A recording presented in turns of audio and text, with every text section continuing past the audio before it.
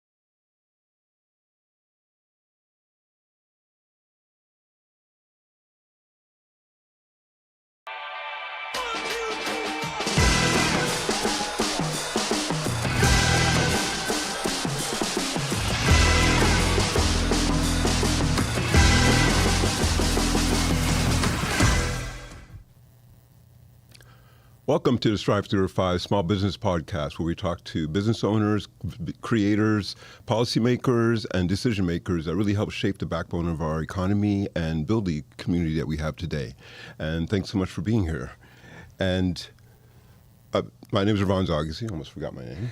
And usually I'm joined by my co-host, Tico Casamayor, but he's out today on special assignment. I think he heard there's an opening on the Artemis, so I think he's just trying to... He's stretching out, limbering up. He probably has to try and find a helmet that fits because he had a big... But he's not here today, so you're stuck with me. No. And for a little bit of things going on in the news at the moment in Miami, and before we jump into things, Miami-Dade Economic Advocacy Trust has launched its 2026 grant cycle, and it's offering 2 targeted funding opportunities for businesses at different growth stages across Miami-Dade County. All applicants must be submitted via the new online platform, and you can find them on the Miami-Dade County website. So if there's any small businesses that you guys are connected with as well, let them know, because they do have dollars available, and I think that's something that's, in this economy that we all need. And all right, so jumping into today's conversation, we are joined by Felipe Pinzon. Did I say your name right? Perfect. And Kathy Gallego. Kathy Gallego. Yes. I was going to mess up the last part. Thank you so much for saying that. And I don't have a bio for you, so I'm going to read Felipe's, but then I'm going to let you introduce yourself. Absolutely. Thank you. And so for Felipe, President and CEO of Hispanic Unity of Florida, one of South Florida's largest and most impactful community organizations serving immigrant families. Did I hear you say the largest? The largest. They are the largest. The largest. Yeah. Absolutely. Felipe has been with the organization since 2002 and has dedicated his career to helping individuals and families become self-sufficient, economically empowered, and civically engaged. From workers' development to financial literacy to entrepreneurship pathways, his work sits at the intersection of community and economic opportunity here in South Florida. Felipe, welcome to the show. Thank you so much for inviting us. And Ms. Kathy, Yeah. Oh. tell us a little bit about yourself. About myself, thank you. So I am Colombian born, but I was raised in beautiful 305. So I'm from this, and I'm actually from this area, so I love this. Been in marketing for over 20 years, and that is how I serve the organization of Hispanic Unity of Florida. It is a beautiful organization that allows for, really the empowerment of people. From all sorts of walks of life, and I think that's the beauty of supporting the communities that we have nowadays in the South Florida area. So A little bit about myself. I'm sorry, Irvans, I didn't mean to interrupt. And I am a mom of two, which probably my most proudest that I am, and I am very extremely lucky to be working in this type of organization with the people that I do. She didn't say that she's very talented as well, and a really good person to work with. Yeah. Thank you. That's not a bad thing. It's not. Thank you both for being on the show today. For those that don't know, tell us a little bit about the Hispanic Unity of Florida. Like, what do you do? What does that actually mean day to day? Hispanic Unity was founded 44 years ago to address three issues. One of them, employment, clients who actually need to secure jobs, learn English, and the acculturation process. Guess what? 44 years later, those three services are still, core services. But besides, of course, employment and English classes, we help the new generation with after-school and summer programs. We have a beautiful preschool center. Everything with one idea is to make sure that once they graduate from school, they secure meaningful jobs and they pursue higher education. Our job is to help families become self-sufficient. So employment, helping small business owners, financial education, as you mentioned before. That's what we do every single day for about 35,000 individuals every single year. And what area do you cover? Just Miami-Dade County, or more areas in South Florida? So for 44 years, I want to say we're really strong in the Broward area. But since last year, it's been 15 years, right? Correct me if I'm wrong. We've actually had a citizenship program that has been in Miami, but since last year, we've been more, I want to say, intentional about being in this area, and we are spreading, right? We're spreading and just providing the services that we have been given in the Broward area right here to the South Miami. And if I could add, despite the great work, our organizations like Hispanic Unity do in the community, families continue to struggle, right? They don't have the means to put food on the table, very difficult to secure good jobs that pay well. So Hispanic Unity is bringing a series of services into the Miami-Dade area, housing services, vocational training, support to small business owners. But at the same time, we are addressing food insecurity. We are also helping taxpayers prepare their tax return for free. Everything, by the way, is for free. And then, as Kathy mentioned before, our legal permanent residents, those that are ready to become citizens, they're supported by Hispanic Unity every single year, and we have more than 2,000 legal permanent residents. Wow. And in the 44 years that you guys have been around, how have you seen the work evolve?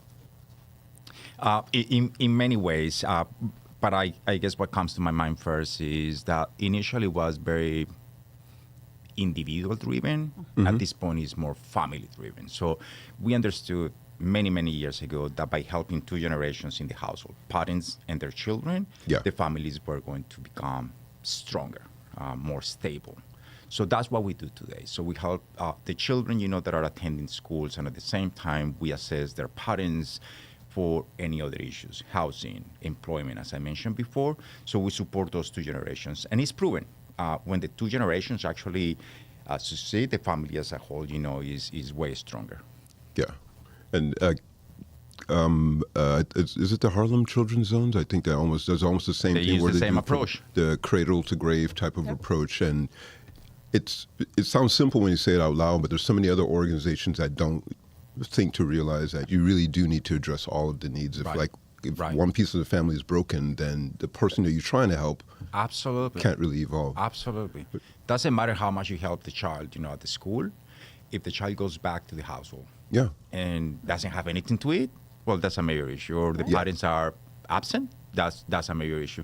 What we also discovered is that it has to be family-oriented, but at the same time, we are using this integrated service delivery model, which means it's not just one service. Families come asking for one thing.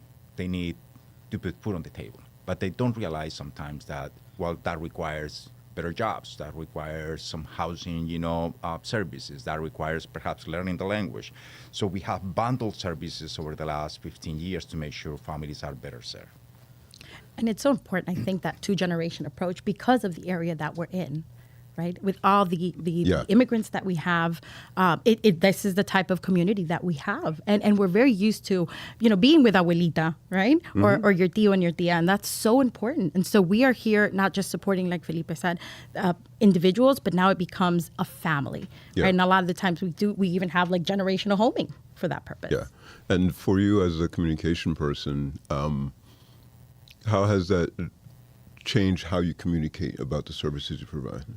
Thanks for asking that question. I think it's so important to meet in our case, our individuals or our clients where they're at. So that aspect of having Spanish, right, the Spanish language, so that people understand what they're reading, what they're getting, and not only that, but really at the level at which people need it. So we're very cognizant of doing this at a certain grade level and actionable, right? It's not just for the lack of a better term, but maybe SNAP. No. What does that mean? So, food, right? Because people understand those terms and actionable, be a citizen, become a citizen. And that's some things we take for granted many times because we hear and be growing up. But then if you're coming from another country or even from another state or city, they have different terms. And I want to tell you, absolutely, different terminology. But I also want to tell you that we don't only do English and Spanish. Some of our services go up to 4 languages. So we address the Creole community. We address the Portuguese-speaking community. And that is so important because not only do you have serving multiple communities, but now you're serving them in the language and you're getting to them in the language that they understand so they feel comfortable. Part of that acculturation, acclimation to this new environment that you're in. That's really interesting because I didn't realize that you serve all the multiple languages. And I forget where I read it or saw it, and many times people simplify the term Hispanic to people who only speak Spanish. Absolutely. Is that something you guys thought about intentionally, or is that the way the organization has always been running? I think that we have been very open to serve everyone over the last 44 years. But we have seen, over the last 15, an increase in the number of immigrants from everywhere. Yeah. So we adjusted that service delivery model. We understood that we also needed to hire people that were able to speak their language. Understand their values and culture. So that's how we're doing it. So at Hispanic Unity, we make sure that staff mirrors the communities we serve. Yeah. And South Florida is very diverse. Yeah. So we are diverse as well. That's interesting. So you focus on that unity piece really intentionally. Really, yes, intentionally, yes. Well, nowadays even more, Yeah. That's good. And I do want to make this clear because you did bring that up. So our name is Hispanic Unity of Florida. Yeah. But we serve everyone. Yeah. You don't have to be Hispanic, and I want to let that be known because we've gone in some situations people ask, do you have to be Hispanic? You don't have to be. If you need help, we're here to support you. Right. Earlier I mentioned that we serve about 35,000 individuals. Guess what? 22% of those are non-Hispanic. So we're talking about 7,000 individuals that are actually non-Hispanic that come to our organization for services. No. So how long have you been with the... I've been there 7 years. 7 years, and you're 20, you said? 24. 24? 24 Nobody's years. counting. No one. My life. How did you journey. even decide to step into this work? I arrived in United States in 2000.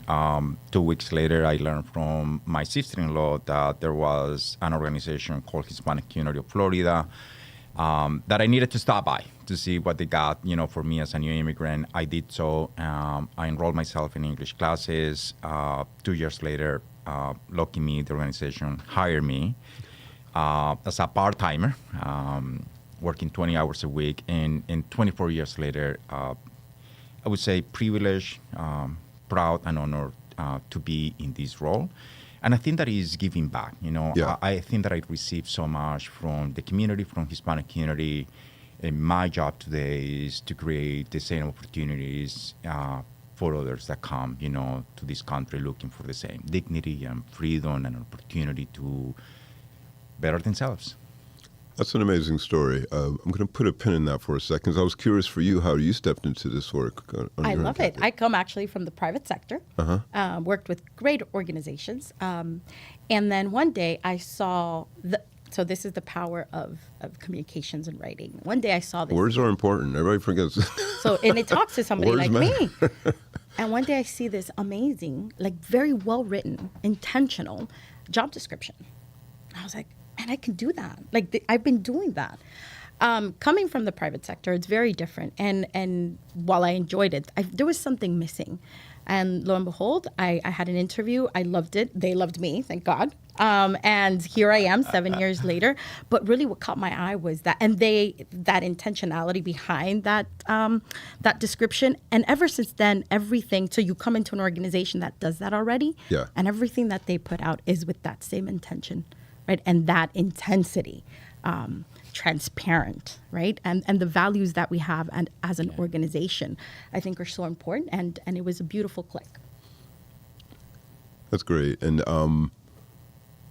for you, Felipe, stepping into this organization and just kind of evolving and growing to this point now where you're leading it, what are some of your experiences that throughout the time that you've been connected to the organization in different capacities and different need levels?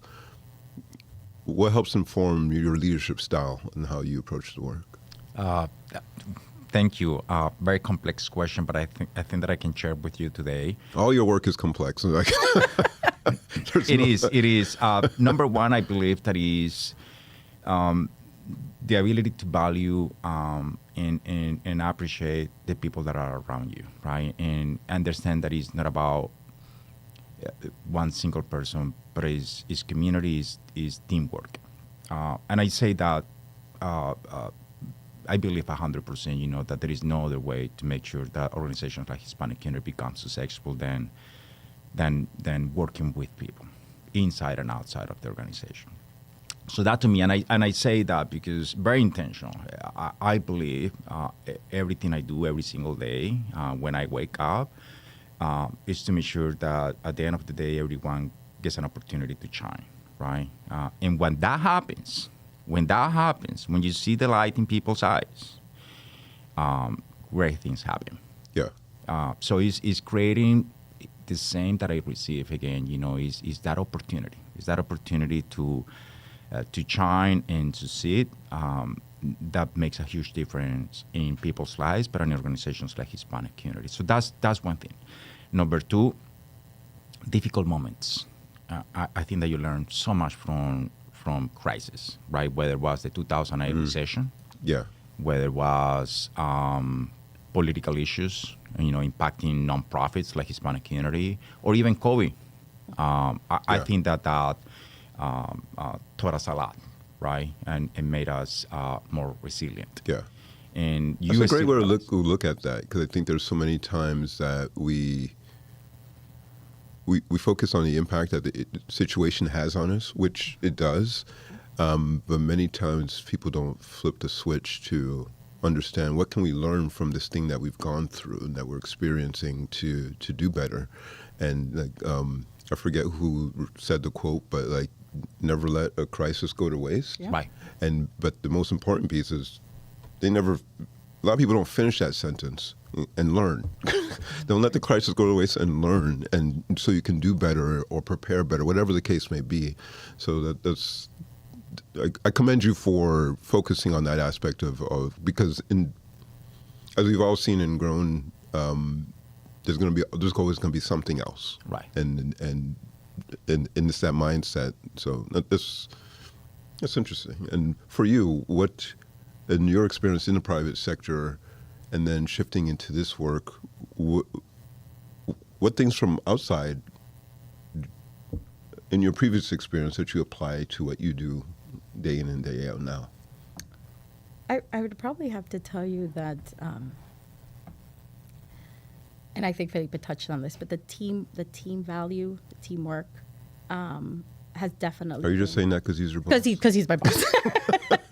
So actually, to that point, I did want to tell you he's a very humble man. So what he's telling you is just the surface of things, but Felipe is, just somebody that whatever he said, times that, times 10.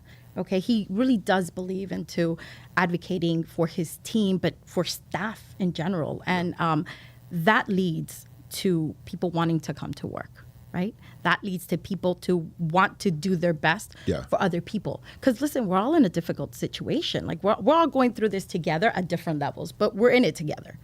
And so back to your question for me is, from what did I learn from the private sector that I think here I've really honed in on that team, right? It's small but mighty. Mm-hmm. It's a little bit different in the private. Where I was, it was a little bit different in the private sector. It was abundance, right, of people, but here it is small, and you become resourceful. Right. You have to be. You have to be quick and nimble, right? And to Felipe's point, to adjust. React. Exactly. To adjust. It's not just about, right. It's about the flexibility. Yeah. And that Friends episode of Pivot, absolutely. Like, oh my God, during COVID, we lucky, knock on wood, not to shut down. We didn't shut down, but senior leadership pivot so quickly. Kept people on staff. Man, that was. But again, like he said, they learned from it, right? Yeah. And he teaches intentionally those learnings. Yeah. Many years ago, just going back to that point, we adopted the corporate mentality. So we understand we are social services. Mm-hmm. We understand that we are here to serve the community, but we understand that also to survive, we have to behave and act as a business. I love that, and I've said the exact same thing to so many. I wish more nonprofits operated and functioned like a business, especially when you're receiving dollars from one other source or another. It's not just about fiscal responsibility. You have to be intentional in making those dollars work for you, and to have more of the impact that you're trying to reach, especially if you're engaging in serving a community. And I love hearing that. But could you speak on that a little bit more? Like, what does that actually mean for you as an organization when you... The day-to-day, so that means being responsible with how we use those dollars, being good stewards of those dollars, so not misspending any penny, having very clear budgets for each program, making sure that no business line or programs is losing money, and if we are, looking at it, on a regular basis as to why, and then addressing those issues promptly, a year later, but now, today, is looking at real data, actual numbers, is making it a team effort, and it's at the same time holding ourselves accountable. Yeah. Right? We have to make sure. In the nonprofit for so many years lacked that principle. I think that 100%. Nowadays is more important than ever before. And this is not about pointing fingers. This is about being at the table and saying, yes, this is how I contributed to that issue. Yeah. And this is how I'm addressing the issue myself. Right. Yeah. And you can be accountable and do good. You can be fiscally responsible and still do good. And I think that many times, like, everyone focuses on nonprofit work or their civic type work as some complete vow of poverty or some complete lack of understanding of how business or functions work. And the goal many times is to work with the business community to receive more dollars. And if you need to be able in a position and space to say, give me my money, I will be a good steward and have this impact. I just wish more nonprofits and organizations functioned in that way. So I commend you guys for taking that approach. Thank you. Something very curious is that nonprofits, right, for the most part, actually always introduce themselves as, hi, we're a nonprofit organization. Yeah. And that is a tax term. And I was just speaking to Felipe about that. I'm like, you don't see the private sector. Hi, we are a private sector organization. For profit. We're for profit. No, instead. So I said, hey, and I read this somewhere. We need to be changing that up and being, hello, we're a mission-driven organization, right? Because that nonprofit, to your point, sometimes may be the reason why we don't think about it like as a business. Yeah, it has earned a lot of baggage. That's a great point. With that term, and everyone just automatically thinks, you're just going to be a money pit, and you're not really doing anything. And, but It functions as a it business. functions as a business, and it should. Absolutely. Yeah, that's great. From your perspective, I was just curious about, like, you guys mentioned workforces, some of the work that you guys do. What does that look like in terms of like the day-to-day work? You guys help prepare people for stepping into roles of jobs, or is it children, or like, what does that look like a little bit? You want me to take it? You take it? Okay. So workforce. So this He is was looking actually- at you. That's Yeah, what I was I looking know. at. I know. He was looking at me. What are you? So workforce is actually a newer initiative that we have in our organization, and it has boomed. And we are now serving in several universities, and I know Felipe can, with partnership with several universities and colleges, where we offer, again, meeting the client where they're at and offering these specific programs where they can get certified, right? As little as, 4 to 5 months in medical assistant, in HVAC, in fiber optics. These are careers that that is a career pathway. It's not just a job. Yeah. Right? So now we're talking about you can definitely grow into this career with the Right. experience. So that's what what we call career and technical education program is flourishing into. With several partnerships with. So you some work with like universities or municipalities, or with some colleges. Right. Oh, In okay. this case, for example, Miami-Dade College, North Campus is working in collaboration with Hispanic community. So we have the clients. We support our clients also with the tuition fees. And we provide wraparound services as they go through these certificate programs. We make sure they complete. They get enrolled, they complete, and then they secure employment. But what really matters is that we don't want to compromise anymore on the fact that our clients need a lot more than just entry-level jobs. This idea of vocational training is to make sure that they get good wages, Yeah. that they have enough money in their pockets so they can actually pay for that roof that is over their heads, that food that is on the table, and everything else, Yeah. basic needs. So that's the idea. But in terms of employment, besides vocational training, which we are being very intentional about it, for 44 years, we support our clients with resume building. So we review and revise the resumes. We prepare them for those interviews. Lots of support when it comes to job search, how to do it. Today is online. So they need our assistance, and we help. We also have relationships with employers. So we make that connection between our you work with client employers as and well. the Okay. employer. Yeah. So that's what we do. And we do it every day, by the way, for hundreds of clients. that's great. And like in terms of like pivoting and evolving, like with this whole conversation of like AI and everything else that Right. comes with it. And I love the fact that you mentioned, the higher level type jobs and the technical training that you're offering people. And it's just not just for fast food job entry type positions right. and things. How does AI fit into the conversation or the work that you guys are preparing people for whatever future comes next? In 2024, 2025, in partnership with this national organization, Unidos US, we started providing AI programming and training to our clients, our own clients. So the families and individuals coming into, like you guys are to providing. receive some of that support. Internally, we also understand we have our own workforce. Yeah. Right? So we have about 240 staff members that also need to be retrained and understand the do's and don'ts, on AI. And at the same time, to maximize these new tools to make sure that we become more productive. Yeah. Right?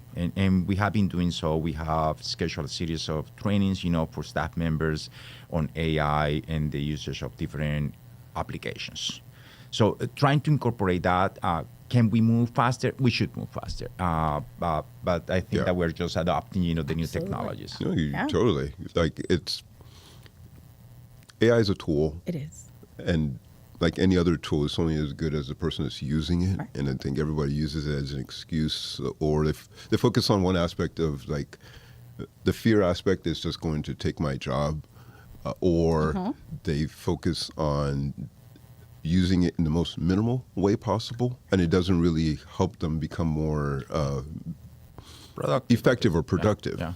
And it's not useful for just writing emails. There's so many other things but I'm glad to hear that you guys are focusing and helping people to just get better Yes. working with the tool. So to your point, in that focus, we actually have a entrepreneur summit and we have a workshop that speaks just about AI.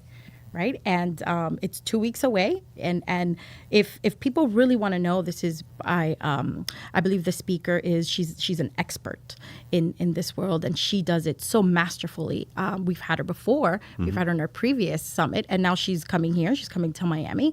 And this would be a great place for people to come and see what we can offer. Yeah. Right. In terms of introducing them, some people may need that introduction, but also be part of this event. Yeah, it's an AI workshop for small business For owners. small So business owners. please join us on April 17 in Doral for this amazing workshop. What times does that It happen? is at 8:30 in the morning, so bright and early, right? We have a networking event prior to because it's important. And then we kick it off until about 2 p.m. and it's in the Doral Cultural Arts Center. That's awesome. And It's free. What's the website where people can register to sign up for that? Sure. It's www.hispaniculunity.org/summits. She's good. You should hire her for communications. Yeah, I'm He's thinking about it. So that's great. What are some of the bigger barriers you still see people facing when it comes to either starting a small business or that keeps these families from getting to the next level, which is the central core level of the work that you're trying to do? Because I just feel like you guys are just trying to elevate people. What are some of the main barriers you see aside from housing and Food and some of the basic necessities? What are some of the other bigger barriers? and Kathy can tell you a few more, but what comes to my mind first to answer that question, as an immigrant myself, the language. I have to say that could be that obstacle that is going to hold you back if you don't learn it, right? It will help you navigate systems that otherwise you would never be able to understand. So learning the language, English in this case, is absolutely necessary. But besides that, I believe that acculturation, understanding not just the school system, and I'm talking about, parents that cannot actually be better advocates for their children because they don't know how the school system works in the United States, or even the financial institutions as well, or access to health. So understanding how the hospitals, work in our community. So that's one issue. For the small business owners, though, it goes beyond understanding systems. I guess that is the biggest issue for our entrepreneurs is access to capital. Is being able, and especially they don't have the social capital, so they don't have the brother, the parent, that actually lets them use the credit card. In this case, they don't have that, right? And they don't have one on their own. So access to capital is the biggest issue, and Hispanic community is trying to address that issue as we speak.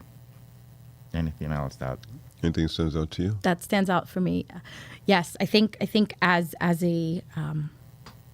a community, maybe even culturally, right? With the Hispanic and immigrant is the word. A lot of these programs and services we do provide are free, and when I tell you there's no, you don't pay anything, and sometimes that free has a negative association.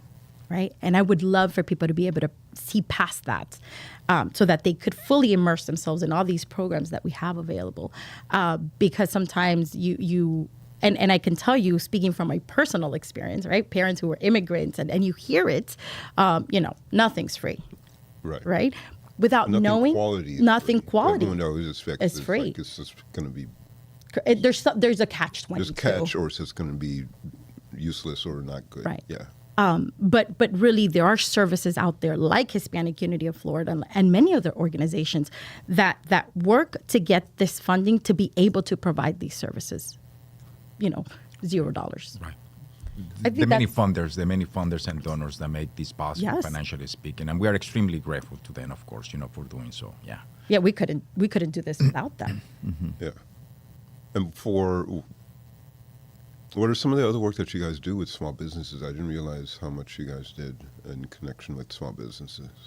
Do you work directly with small business, or do you help owners? I mean, the clients that you have start businesses or all of that, all of that, all of that, all of the above. So yes, we support those who aspire or want to start a business. So we just walk them through the process and what that means, and help them, I guess, get to the decision of yes or no. This is my time, or no, it's not my time. I shouldn't start a business today. I should wait a little bit longer until I'm better prepared. But we also work with small business owners, whether it's coaching, mentorship. So we have great private sector and former business owners, coaches that provide that support and that guidance they need throughout that process, whether it's on marketing, whether it's on the legal side, a business plan, you name it.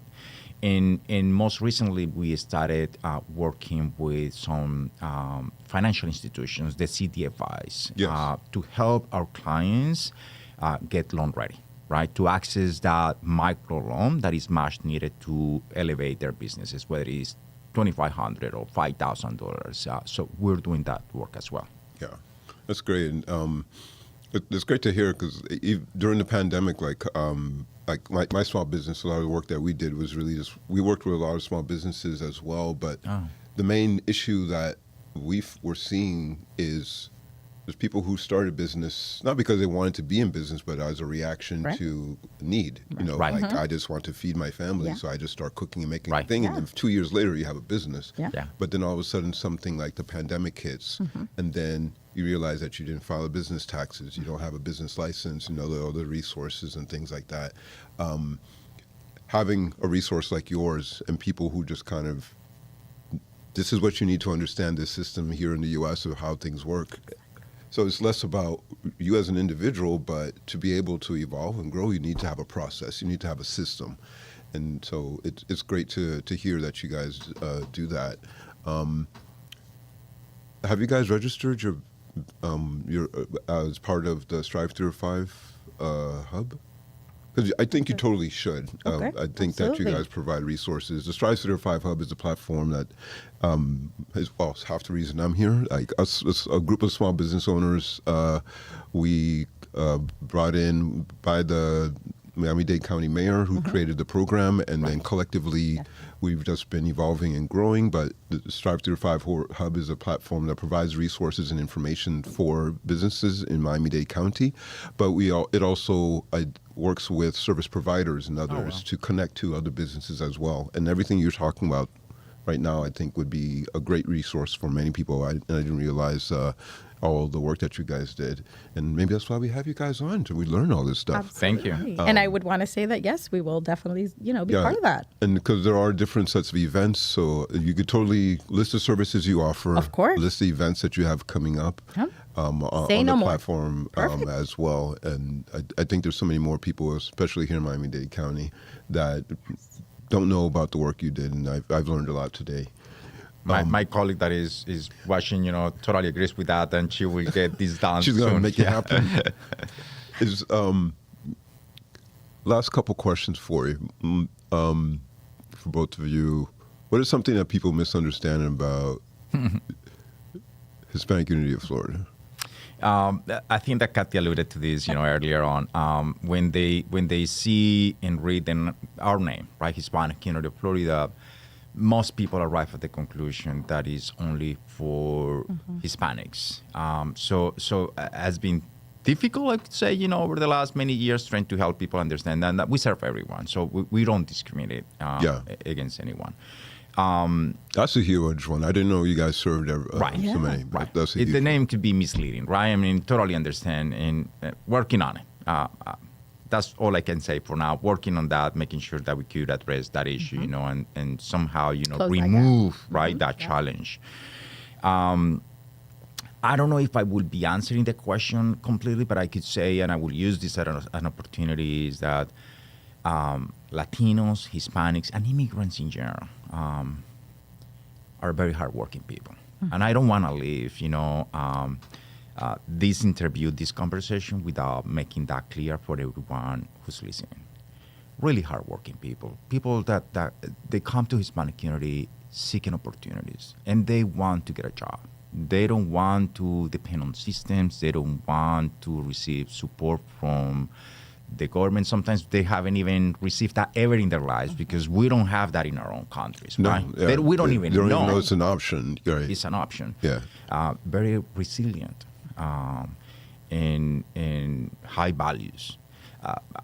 Maybe it's well known for everyone, but what a beautiful opportunity to share this with your audience. I'm very proud of the clients and the families we serve.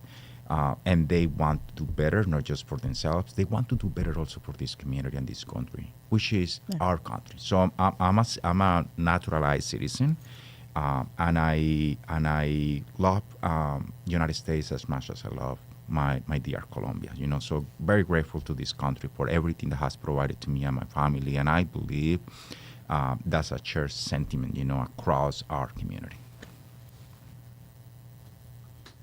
Anything you want to add, Kathy? In the famous words, and I was just listening to this in the car, but everything to say, I think immigrants, we get the job done. So as part of that closing, I think to his point, yes, it's a resilient community and hardworking people. And what people get wrong about Hispanic unity, to Felipe's point, is that part of we just serve Hispanics. We serve everybody who walks through that door gets that same type of love and attention. Absolutely. That's great. Thank you both for coming on the show today. Thanks for having us. Please definitely consider us as a resource, Strive 305 platform, and even myself as a small business owner, if there's ways that we can definitely help with everything you're doing, honestly, just let me know. And anything I have to tell us? No, I think that's good. Well, actually, I forgot to do my thank yous earlier. Thank you to the Miami-Dade County Mayor. Without her, she wouldn't have had the platform. Thank you to the Beacon Council. The Strive 305 program is now moved over to the Beacon Council, so we're part of them. And thank you to the Community News, Grant Miller and Michael Miller. Without them, we wouldn't have this great, amazing studio that we'd be sitting in. I'd be sitting in my car with my cell phone talking to myself. And who else? Thank you, Zoni, my favorite producer, who does all the amazing work. And for everybody out there listening, thank you so much for listening and sharing your comments and thoughts as well. I know Zoni's trying to do some different things on YouTube, so if you're watching this on YouTube, please share, like, and add